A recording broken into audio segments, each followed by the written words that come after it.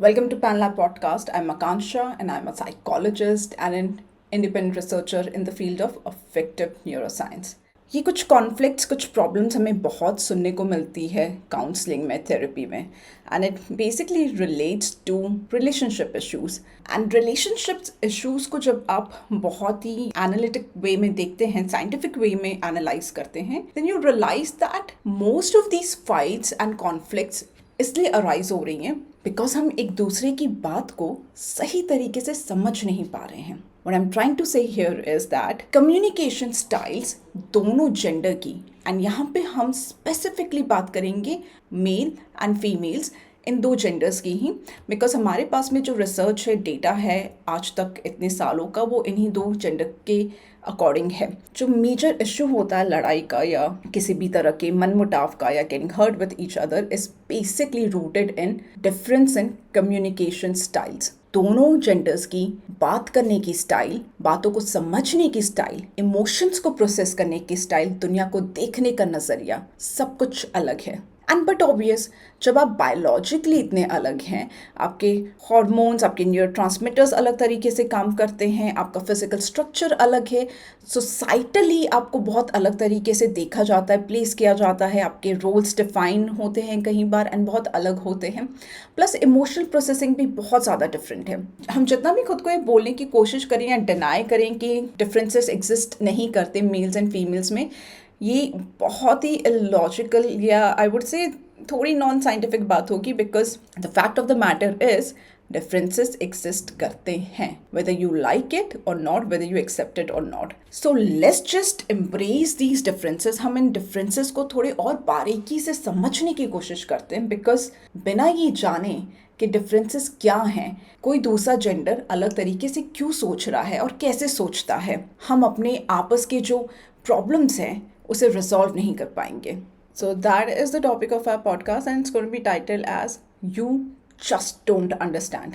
सुना होगा ना आपने, अक्सर partners, girlfriend boyfriend, different opposite gender के फ्रेंड्स और husband wife, even while you talking to your kids, you know, brothers and sisters, siblings, all of you at some point आपने कभी ना कभी इस टर्म को डेफिनेटली यूज़ किया होगा कि तुम्हें मेरी बात समझ ही नहीं आ रही है, आपको बिल्कुल नहीं समझ में आ रहा मैं क्या कहना चाह रही हूँ. Why don't you just understand? Let's see, why don't we understand? Two couples and I'll just name them Akash and रानी. तो आकाश और रानी अपनी प्रॉब्लम के साथ में काउंसलिंग में आते हैं. ये पूरी तरह से फिक्शनल नेम है. लेट्स से कि आकाश और रानी बहुत टाइम से अपनी रिलेशनशिप में काफ़ी सारे इश्यूज फेस कर रहे हैं. देयर हस्बैंड वाइफ और उनकी शादी को ऑलमोस्ट 3 से 4 साल हुए हैं. एंड जब मैं उनसे बात करती हूँ तो मुझे रियलाइज होता है कि मेजरली उनका इश्यू यही है कि वो एक दूसरे से ठीक तरीके से कम्युनिकेट नहीं कर पा रहे, अपनी बात एक दूसरे को समझा नहीं पा रहे हैं. एंड उसका एग्जाम्पल मैं आपको देती हूँ. जैसे मुझे आकाश ने ये बताया कि एक दिन उसके दोस्त का कॉल आता है. लेट्स से उसके दोस्त का नाम देव है. तो जब उनको दोस्त का कॉल आता है एंड देव क्योंकि बैंगलोर में रहते हैं, आकाश दिल्ली में रहते हैं, तो वो बोलता है कि मैं दिल्ली आ रहा हूँ, so let's catch up and कुछ पुराने मेमोरीज को रिलिव करेंगे, एंजॉय करेंगे. एंड आकाश ऑब्वियसली इतने टाइम बाद में जब अपने दोस्त से मिल रहे हैं तो बहुत एक्साइट हो जाते हैं. एंड ही इज लाइक कि तुम्हें कहीं होटल बुक करने की ज़रूरत नहीं है, please come at my place, यहीं पे आप रुकिएगा, I will take care of everything. And हम 3-4 दिन के लिए मनाली जा सकते हैं, वहाँ पे जाके और भी दोस्तों के साथ में हम प्लान बना लेंगे and will just going to party like we used to do in college time. तो आकाश पूरा ये प्लान बना लेते हैं अपने दोस्त देव के साथ में जो कि आने वाले हैं बैंगलोर से उन्हें विजिट करने के लिए. And he is very excited about it. जब रानी शाम को वापस घर आती हैं तो आकाश उन्हें ये इन्फॉर्म करते हैं कि यू नो व्हाट, मेरा दोस्त आ रहा है देव एंड वो कुछ दिन यहीं पे हमारे साथ रुकेगा and I am already planning उनके साथ में मनाली जाने के लिए. ये इन्फॉर्मेशन देख के वो अपने काम करने लग जाता है.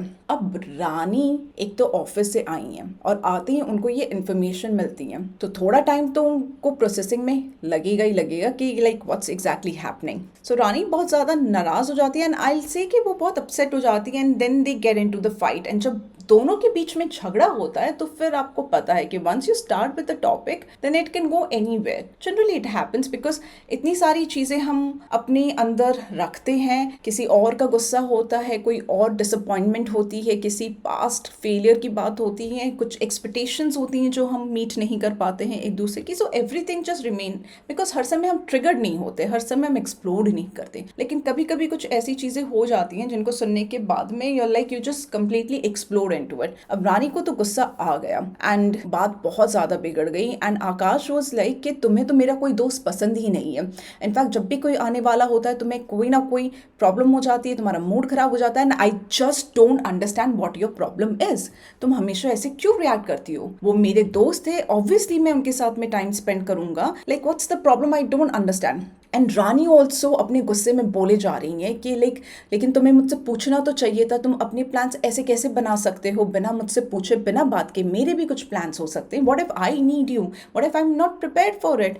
Y you have to do this? Why you have to take a decision single handedly? बिना बात के तुम डिसीजन क्यों लेते हो? एज इफ मैं एग्जिस्ट ही नहीं करती। अब हम इस झगड़े को थोड़ा सा एनालाइज करें तो हमें यही समझ में आता है कि प्रॉब्लम ये नहीं थी कि रानी को आकाश के दोस्त पसंद नहीं है या वो चाहती नहीं है कि वो उनके साथ में टाइम स्पेंड करे। प्रॉब्लम ये थी कि अब ये दोनों एक कपल हैं, एक दूसरे के साथ में रहते हैं। सो जो भी चीज़ें ये अपनी लाइफ में करते हैं या नहीं करते हैं, जो भी छोटे मोटे डिसीजन ये लेते हैं, उसका अफेक्ट, उसका असर एक दूसरे पे डेफिनेटली होता है। यहाँ पे रानी इस बात से ज़्यादा अपसेट थी कि उससे पूछा नहीं गया। इनफैक्ट पूछा नहीं गया एक रॉन्ग टर्मिनोलॉजी रानी ने यूज कर दी। एक्चुअल में उसका गुस्सा इस बात से था कि उससे डिस्कस नहीं किया गया, उससे बातचीत नहीं की गई इसके बारे में। क्योंकि रानी का जो जनरली नजरिया होता है या रानी जैसे बिहेव करती है, जब भी उसे कोई भी डिसीजन लेना हो, चाहे घर पे किसी को इनवाइट करना हो या बाहर जाना हो या कोई इन्वेस्टमेंट का प्लान हो या जॉब चेंज, कोई भी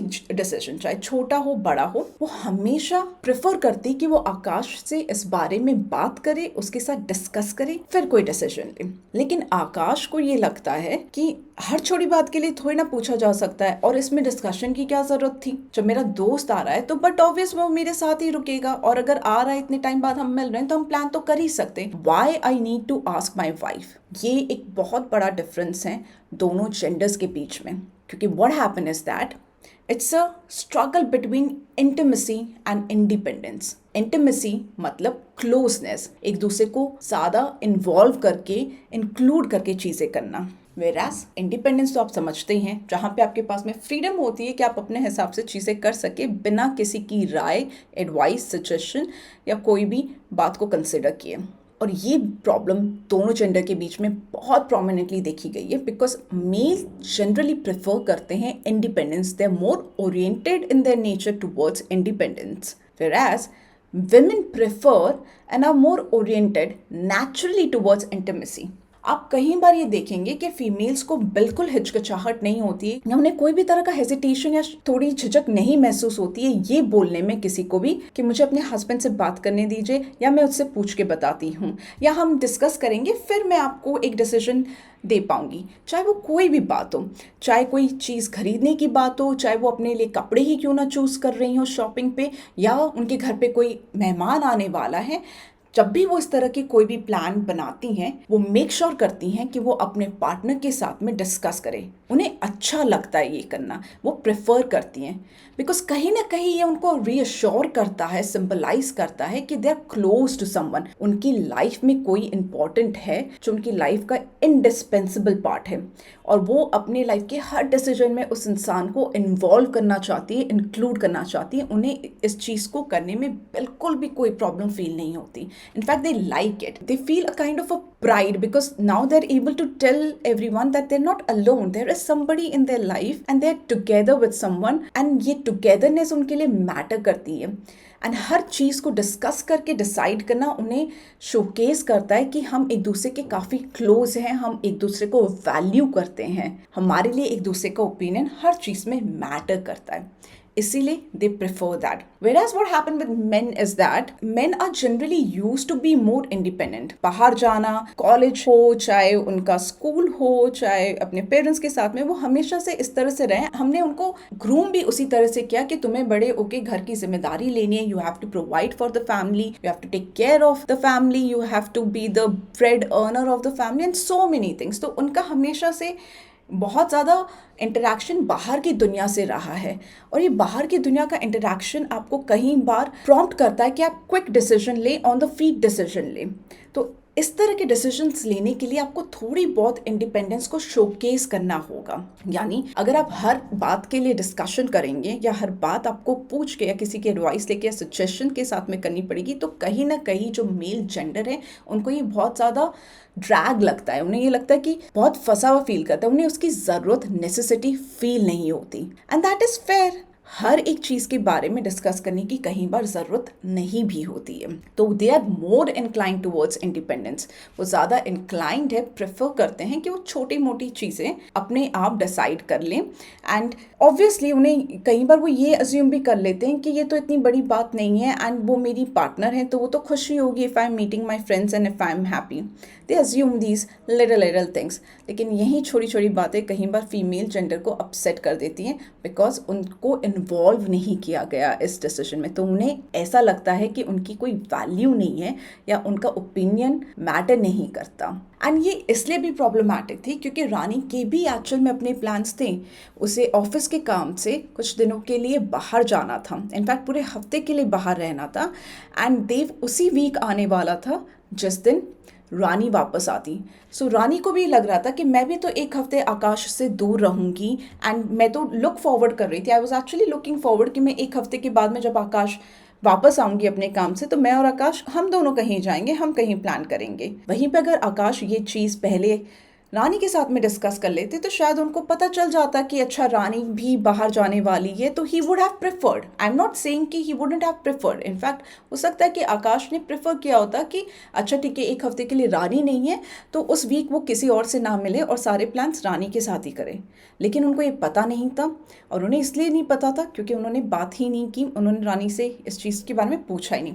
ना आप ये कह सकते हैं कि काइंड ऑफ अ मिसअंडरस्टैंडिंग है, मिसकम्युनिकेशन है, हो जाता है। यस, ये मिसअंडरस्टैंडिंग ही है, मिसकम्युनिकेशन ही, कोई इतनी बड़ी बात नहीं है। What we are trying to understand here is that कि दोनों का सोचने का तरीका, दोनों का जिंदगी को देखने का तरीका अलग है। एक अपनी लाइफ में थोड़ी इंडिपेंडेंस चाहता है एंड वो छोटी मोटी चीज़ों के लिए बातचीत करना उन्हें पसंद नहीं आता है। इनफैक्ट आकाश ऑल्सो सेड कि तुम्हें क्या लगता है मैं अपने दोस्त से ये कहता कि let me ask my wife and then I will tell you. मुझे ये नहीं कहना because that will give a wrong exam, that will send a wrong kind of a wife. Dev को ये लगेगा कि मेरी वाइफ बहुत ज़्यादा कंट्रोलिंग है या मैं बिल्कुल उसके हिसाब से ही सारी चीज़ें करता हूँ एंड मैं अपनी ऐसी इमेज उनके साथ में प्रेजेंट नहीं करना चाहता। That's also fair. You don't want to look somebody who's being controlled by someone else. So इसलिए men are more inclined towards independence whereas women are more inclined towards intimacy. So please keep these two things in mind if your husband or your partner or your boyfriend or your brother just do something without even asking you or doing it. And on the other side, please see these things कि ये छोटी चीज़ें आपकी partner, आपकी female partner के लिए matter करती हैं, ये उनको इंक्लूड फील करवाती है, उन्हें इंपॉर्टेंट फील करवाती है, या आप मैटर करते हैं ये फील करवाती हैं। So you can do that much at least so that you don't have miscommunications in the future. Thank you so much कि आपने पैन लैब पॉडकास्ट को सुना। अगर ये जानकारी आपको यूज़फुल लगी है तो प्लीज़ इसे सब्सक्राइब कीजिए और उन लोगों के साथ शेयर ज़रूर कीजिए जिससे इनको फ़ायदा होगा। हम आगे भी ऐसा यूज़फुल कंटेंट बनाते रहेंगे, या ये जो भी साइंस और साइकोलॉजी की एक्चुअल जानकारियाँ हैं रिसर्च वाली सही मायने में, उसे आप तक लाते रहेंगे। मेरा नाम आकांक्षा है और मैं एक साइकोलॉजिस्ट और एक रिसर्चर हूँ फील्ड ऑफ अफेक्टिव न्यूरोसाइंस में।